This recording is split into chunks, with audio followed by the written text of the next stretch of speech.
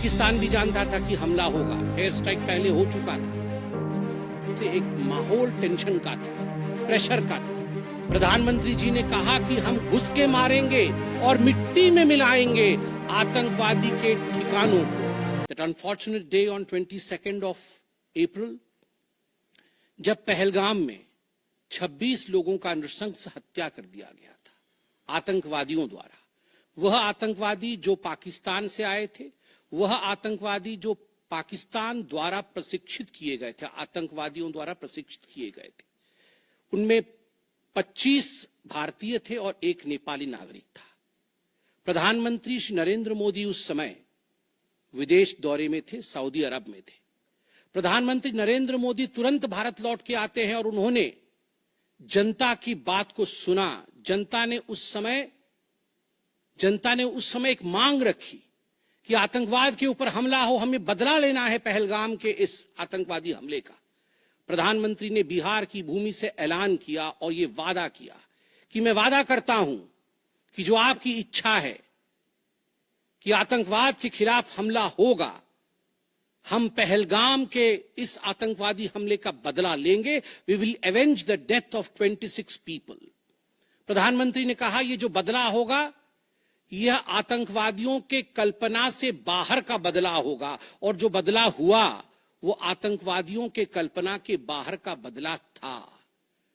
प्रधानमंत्री जी ने कहा कि हम घुस के मारेंगे और मिट्टी में मिलाएंगे आतंकवादी के ठिकानों को, और आतंकवादियों के ठिकानों को प्रधानमंत्री नरेंद्र मोदी जी के निर्णय ने और हमारे सेना के अदम्य साहस ने मिट्टी में मिलाने का काम किया।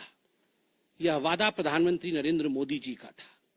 22 तारीख से 7 मई तक लगभग ये 14 दिन आप सभी ने देखा पूरे भारतवर्ष में एक प्रकार से एक माहौल टेंशन का था, प्रेशर का था कि तुरंत निर्णय किया जाए, तुरंत एक्शन में आया जाए।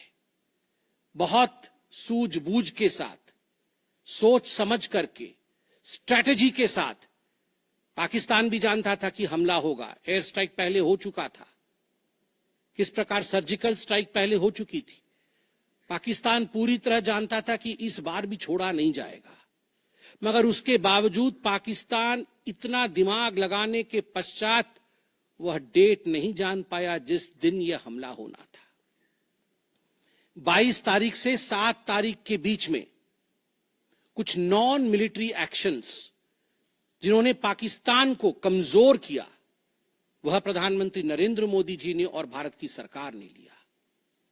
ये जो ऑपरेशन सिंदूर है, इसका एक मिलिट्री पोर्शन है तो एक नॉन मिलिट्री पोर्शन भी है।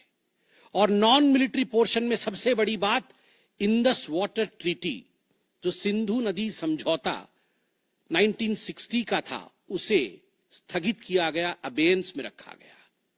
आप सभी जानते हैं लगभग 90% पाकिस्तान जो है इसी पानी पर निर्भर करता है। लगभग 80% उनका जो कृषि है इस पानी पर निर्भर करता है।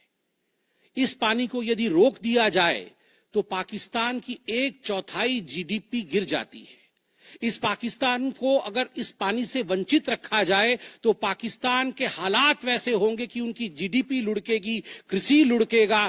केवल कृषि और जीडीपी नहीं, उनके पावर कट्स होंगे, और इस प्रकार का माहौल पाकिस्तान में पैदा होगा कि पाकिस्तान एक फ्रजाइल स्टेट के रूप में, अभी भी फ्रजाइल है, और फ्रजाइल स्टेट के रूप में वो सामने आएगा।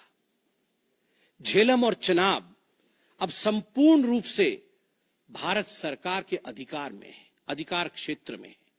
और जिस प्रकार से यहां हम बांध बनाने की और रिवर को आगे बढ़ाने की बात कर रहे हैं, नए रिजर्वॉयर, इरिगेशन और हाइड्रो पावर से जम्मू कश्मीर, लद्दाख, पंजाब एवं हरियाणा, इन राज्यों को बहुत फायदा मिलने वाला है।